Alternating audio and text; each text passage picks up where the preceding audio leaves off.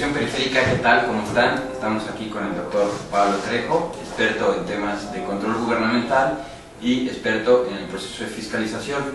Don Pablo, muchas gracias. Gracias a ti, David. Pues mire, básicamente comentar con usted la coyuntura de la fiscalización en el país y de, obviamente, el control gubernamental. Hay todo un debate acerca que pues podemos incluso ampliarlo al modelo económico, si usted quiere, sobre quién debe hacer el control, el propio gobierno o el sector privado, el propio gobierno a través del legislativo o él mismo a través de una secretaría como puede ser la Contraloría o la Función Pública o las grandes firmas de auditoría, lo cual pues, en algunos países se utiliza. ¿Qué nos podría decir al respecto de este fenómeno? Bueno, sin duda la naturaleza de los controles son diferentes. Cuando uno realiza un autocontrol se denomina Contraloría Interna, que no tiene otro propósito más que el de hacer evaluaciones periódicas que permitan que la institución, la dependencia, el organismo pueda corregir rápidamente cualquier desviación en los planes, metas o acciones que tienen programadas. Esa sería la función, digamos, principal de este tipo de Contraloría, el evitar que se cometan errores, sobre todo en las cuestiones de planes a largo plazo que tienen las instituciones. Luego vendría la Contraloría Externa o los controles externos, que son de dos tipos. Uno que puede ser el propio institucional cuando hablamos del gobierno, que son las contralorías que tienen un carácter punitivo o de sanción y que son las que revisan si se ejercieron adecuadamente o no los recursos públicos.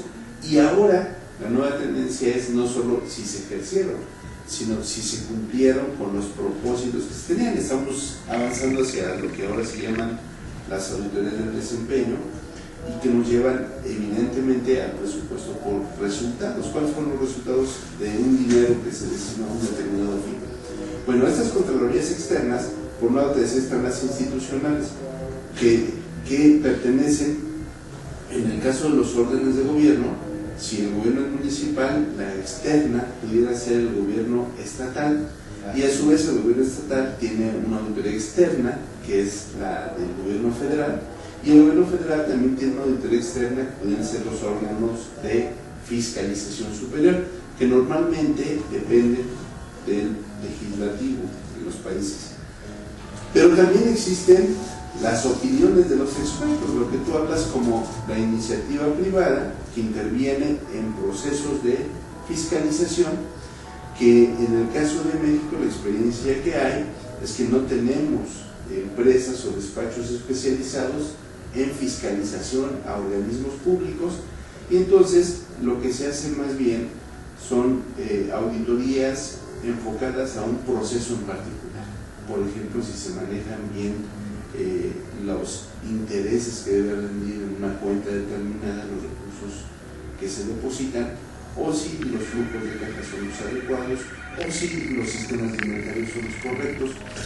Pero más allá de eso, la iniciativa privada, cuando menos en nuestro país, no se ha metido a profesionalizarse en lo que sea el sector público, porque las normas aplicables al sector público son diferentes a las que se aplican en el sector privado.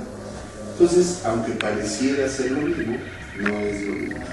Ahora, ¿cuáles son las ventajas y desventajas? En el caso de los controles internos o las contralorías internas, debieran de convertirse estas contralorías en una organización que permitiera tener una mejora continua, que ese sería el lado positivo de las contralorías internas.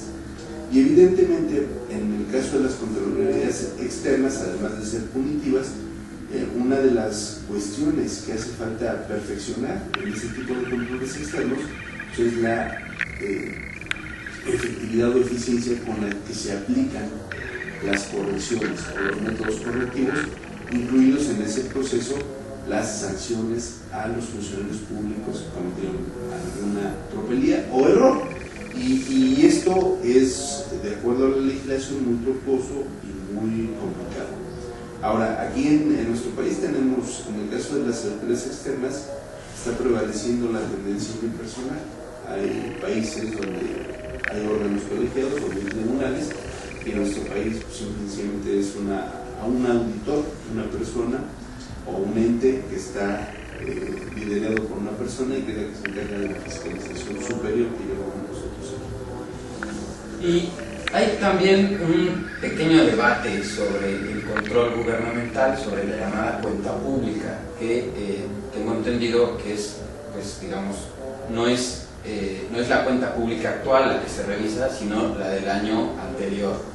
Entonces, que este famoso tiempo que se le da al infractor, por decirlo de alguna forma, pues que le beneficia. Cuando realmente ya se llega a una sanción, pues parece que el delito, el error ya está prescrito y bueno, pues ya no sucedió nada, ¿no? Y que ha sucedido, pues lo podemos ver con, por ejemplo, Fondo para Desastres Naturales en México, que pues, tuvo desfalco y la que era la titular pues no fue encarcelada ni le pasó absolutamente nada, sino incluso la podemos ver como diputada, ¿no? Después, entonces, bueno, todo ese debate que hay sobre el llamado tiempo que corre a favor del infractor, por no llamarlo así, del ladrón, ¿no? Mira, cuando hablamos de los órganos de fiscalización externos, que en este caso serían los órganos de fiscalización superior, tanto estatales como el federal, estamos hablando de la revisión de la cuenta pública, efectivamente, y desafortunadamente y legalmente se fijan tiempos. Esos tiempos en el pasado eran tiempos muy largos. A veces una cuenta pública la estaban revisando 2 años después. Entrabas a la revisión, se leían los resultados, una vez que tenían los resultados ya habían pasado 3 años o 4 años.